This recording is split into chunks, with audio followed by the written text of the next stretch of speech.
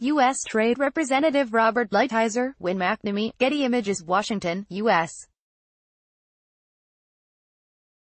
Trade Representative Robert Lighthizer outlined Friday what the Trump administration expects from China in the next 90 days to avoid escalating the trade conflict: structural changes to increase market access for American companies, protect intellectual property and end forced technology transfers.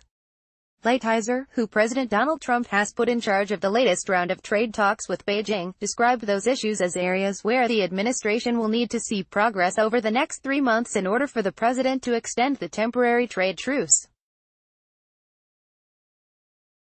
We need to see structural changes in China, or an agreement to have structural changes in opening markets, Lighthizer said during an interview on NPR.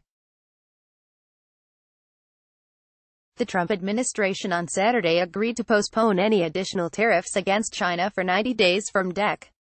1 while the two sides work on addressing a litany of trade issues. But since the détente was established, administration officials have been vague about what exactly China must do during that time to convince Trump to hold back on imposing more duties. If there's a deal to be done, the president wants us to do it. If it's in the interest of the United States, if it opens up their market and if it requires them to do structural changes that will protect our technology, then the president wants to do it, Lighthizer said in the interview, during which he was asked several times to specify what the president wants to see from China. If not, we won't have one, he added.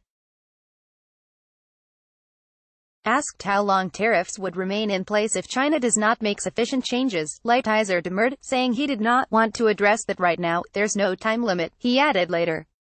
The way this works is that the tariffs are in place until the president decides the tariffs go out of place. Trump's top trade negotiator also emphasized that he believes the gravity of the problems the administration is working to address should offset any short-term pain that U.S. farmers, businesses and others are facing as a result of the tariffs.